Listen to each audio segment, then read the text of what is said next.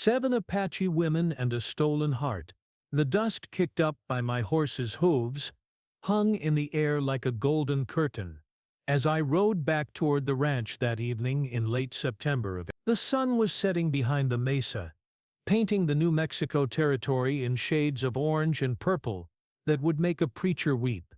I'd been out checking the water holes again, making sure the cattle had enough to drink through what promised to be a harsh winter. My name is James McKenna, and I'd been working this piece of land for nigh on 5 years, ever since I'd mustered out of the cavalry with enough saved pay to buy a small spread from a widow whose husband had been killed in a Comanche raid. It wasn't much, just a modest adobe house, a barn, a corral, and about 200 head of cattle scattered across 3,000 acres of high desert.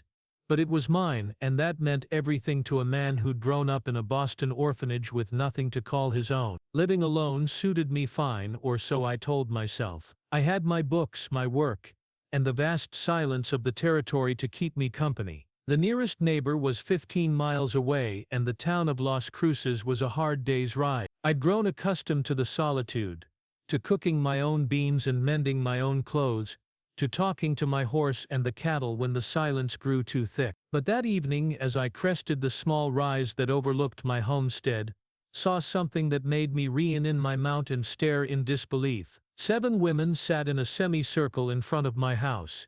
Even from a distance I could tell they were Apache. Their long black hair, their traditional dress, and the way they sat with perfect stillness while their horses grazed nearby.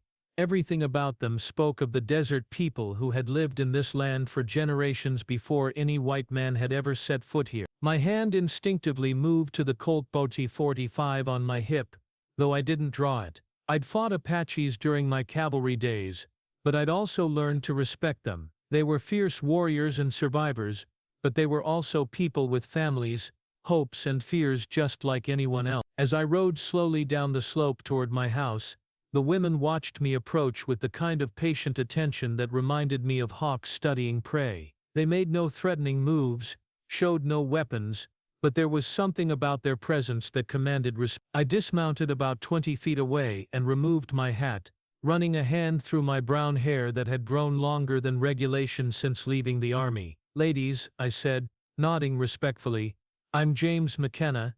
This is my land." The woman in the center of the group rose gracefully to her feet. She was perhaps 30 years old, with intelligent dark eyes and a bearing that suggested she was used to being listened to. When she spoke, her English was clear and precise, though colored with the musical cadences of her native tongue. "We know who you are, James McKenna," she said.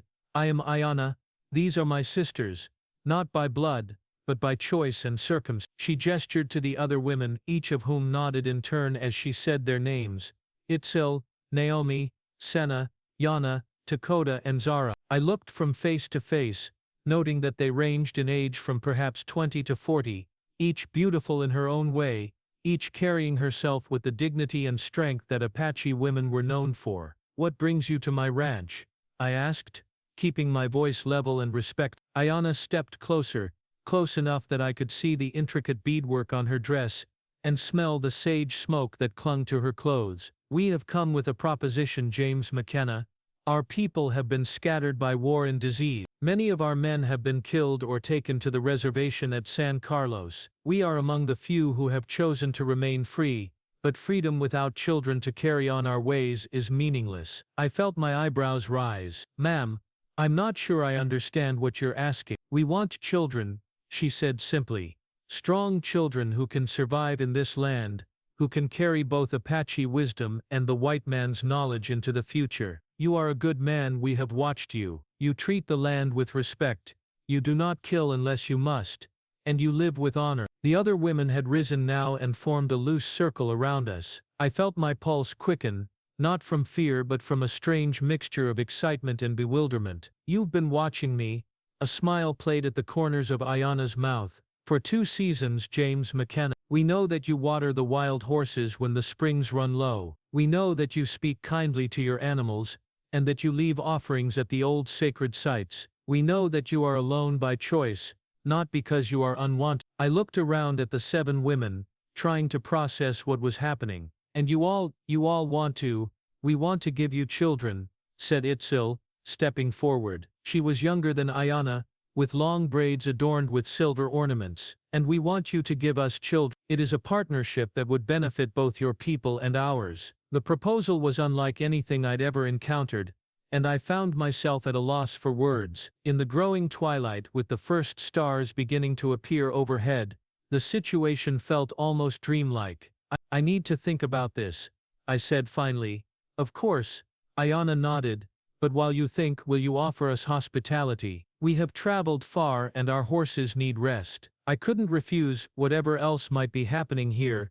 These were women far from home, who had asked for shelter. Of course, there's a stream behind the house where your horses can drink, and I've got beans and cornbread that I can share. As the women tended to their horses, I found myself stealing glances at each of them. They moved with an economy of motion that spoke of lives lived close to the land, and they worked together with the kind of unspoken communication that comes from deep familiarity. But it was Ayana who drew my attention again and again. There was something about the way she carried herself, the way she seemed to see more than she said, that intrigued me. When she caught me watching her, she didn't look away or seem embarrassed. Instead, she met my gaze directly, and I felt something stir in my chest that I hadn't felt in years. We shared a simple meal as the full darkness settled over the desert. The women were excellent company, full of stories about their travels and observations about the changing land. They spoke of places I'd never seen, of hidden springs and ancient ruins, of the subtle signs that told them when the seasons would change. Why me? I asked finally, as we sat around the small fire I'd built in front of the house. There are other men, other ranch. There are, Ayana agreed, but most see only what they can take from the land. You see what you can give to it.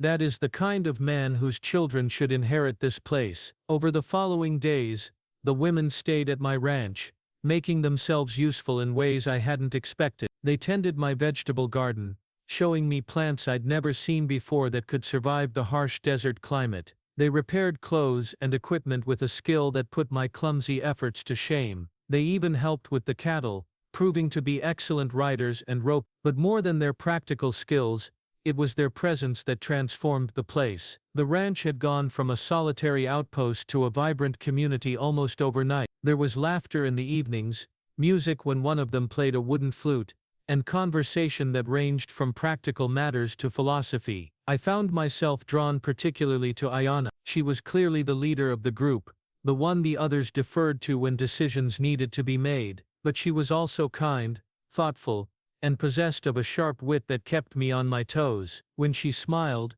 which she did often in those days, it was like the sun coming out from behind clouds. One evening, about a week after their arrival, she and I found ourselves alone by the stream behind the house. The others had retired early, claiming exhaustion, though I suspected they were giving us privacy on purpose. You haven't given us an answer, she said, settling onto a fallen log beside the water. I sat down next to her, close enough to smell the juniper soap she used in her hair. It's not a simple question you've asked, isn't it? She turned to face me, her dark eyes reflecting the moonlight. We offer you companionship, children, knowledge of this land that goes back generations. What we ask in return is a future for our people.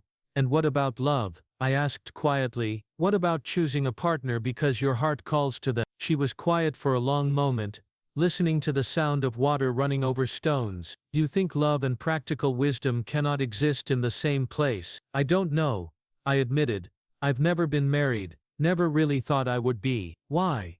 I considered the question. I suppose I always figured I was too set in my ways, too used to being alone. And then there's the fact that I'm a white man in Apache country. The complications that would bring.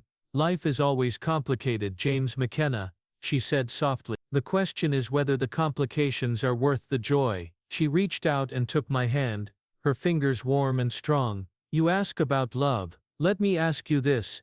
When you see me across the fire in the evening, what do you feel? I looked down at our joined hands, then back up at her face. I feel like I've been waiting for you without knowing it. Her smile was radiant. Then perhaps your heart has already chosen. That night, under a canopy of desert stars, Ayana and I talked until dawn. We spoke of our childhoods, our dreams, our fears. I told her about the loneliness of my youth in the orphanage, about my time in the cavalry, about the day I'd first seen this land and known I belonged here. She told me about growing up free in the mountains, about the traditional ways that were being lost, about the weight of responsibility she felt for the other women who had chosen to follow her. By the time the sun rose, painting the eastern sky in shades of pink and gold, I knew that whatever happened with the others, my heart belonged to this remarkable woman. Over the following weeks, what began as a practical arrangement evolved into something much deeper. The other women, I learned, had their own reasons for seeking this unconventional life. Some were widows,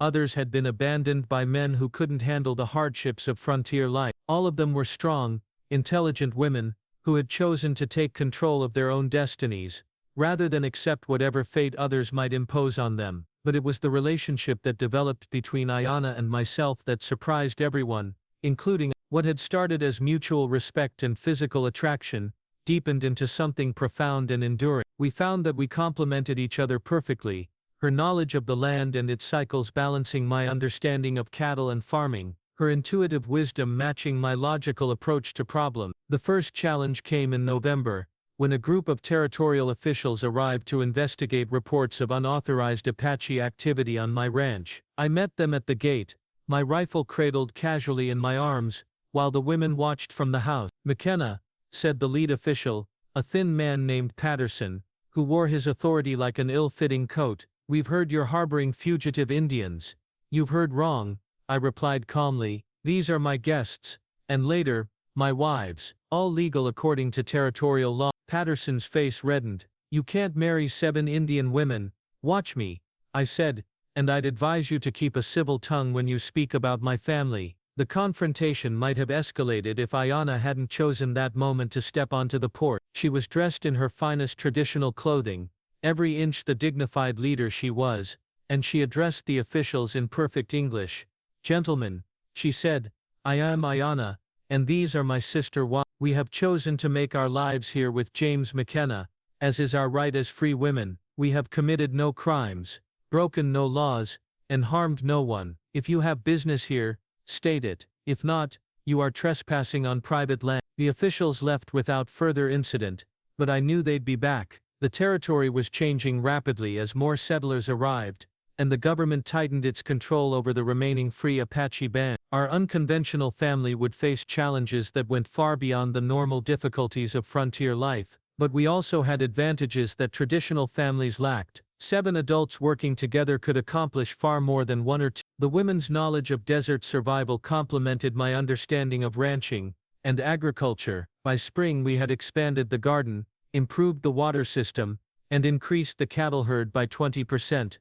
More importantly, by spring we had also become a true family. Ayana and I had married in a ceremony that blended Apache traditions with territorial law, and 3 of the other women had found love with neighboring ranchers who had been drawn to our ranch by curiosity and stayed because of genuine affection. The remaining 3 chose to stay as well, becoming valued members of our extended family even without formal marriages. They helped run the household, tended the growing herds, and began teaching the first children who would be born to our unique community. By the time our first child was born, a daughter with Ayana's dark eyes and my stubborn chin, our ranch had become a beacon of hope in a territory torn by conflict between culture. We proved that people from different backgrounds could not only coexist, but thrive together, creating something stronger and more beautiful than either could achieve alone. The little girl we named Elena grew up speaking both English and Apache, learning to read from books and to read the signs of weather and season from the land itself. She would be the first of many children who would carry forward the best of both worlds,